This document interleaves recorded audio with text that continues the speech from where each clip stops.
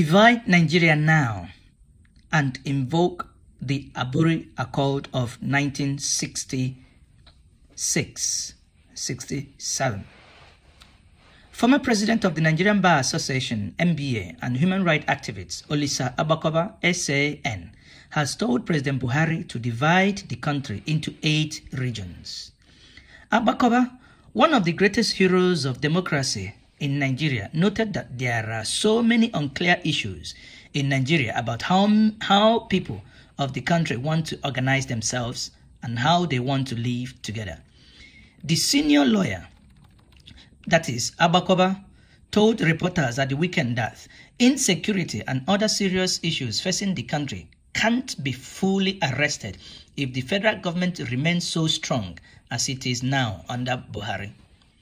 He, however, added, this is because community policing or state policing is a tactical tool to deal with the problem, but the strategic tool is the bigger question of the national question.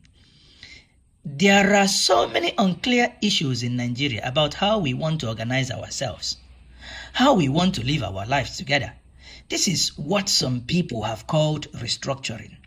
Question is, however, some call it national question, but I call it devolution of power question, said Olisa Agbakoba, SAN.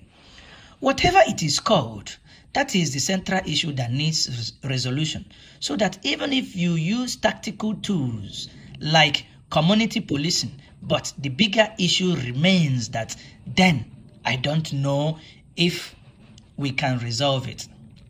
What Nigeria needs is space. There are diverse ethnicities and they are living in such close proximity that one ethnic community is in the face of the other ethnic community with counter cultures, counter religion, and counter religious belief, and that is not healthy. Even in America, in spite of all the advanced democracies, they take care of diversities. Even in Europe, with all their advancement, yet they cannot handle ethnicity better than the way we have managed to handle it here.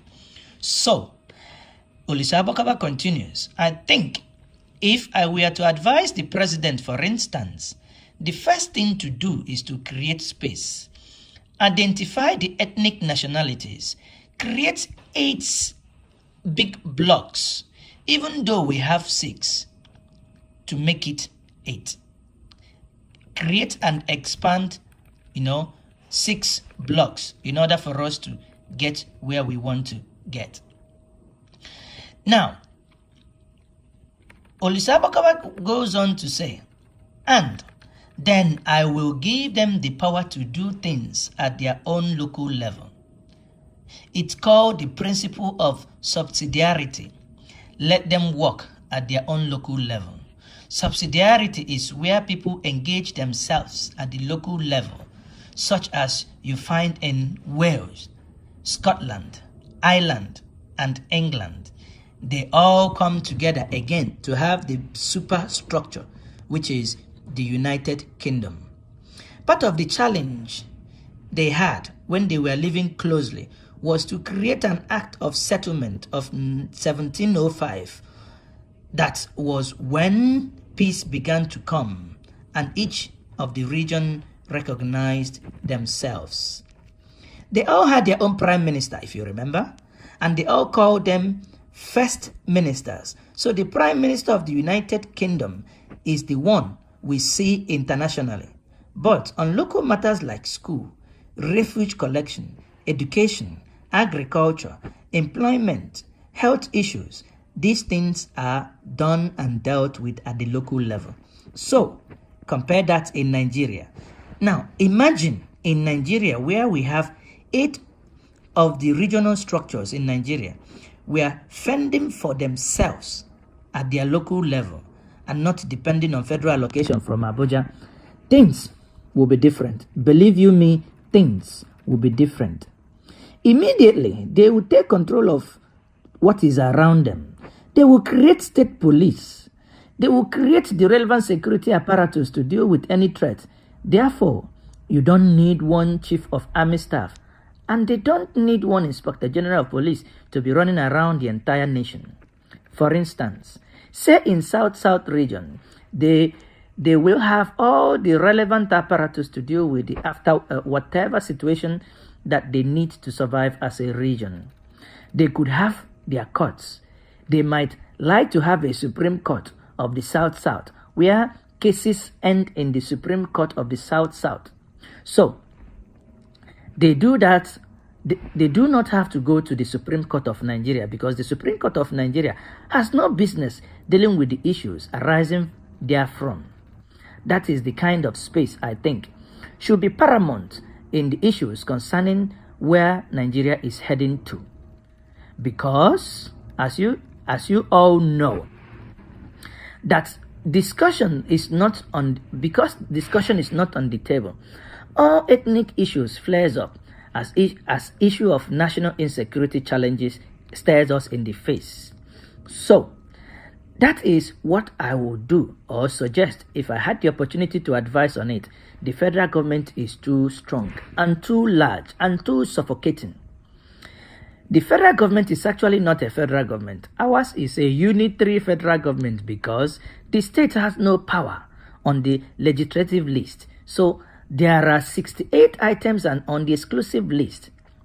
And as the name implies, exclusive, meaning exclusive only to the federal government to handle.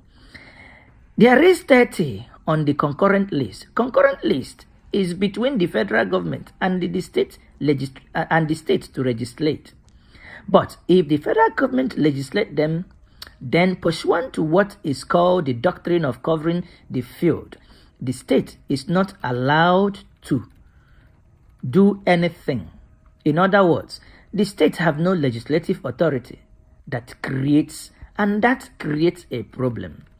Why should the federal government be dealing with universal basic education, he asked, for primary school, or the primary school that is at the local level? What is the federal government's responsibility with that? I do not understand that. Olisa Agbakoba questioned. What is the federal government's responsibility by setting up a JAMB process for that you equalize education activities? But if my grandchild from Anambra scores 282, but my friend's grandson from Zamfara scores 100, my friend's grandson gets into the university, but my own does not get in, why don't you say, look, each region can just organize itself and take your own examination?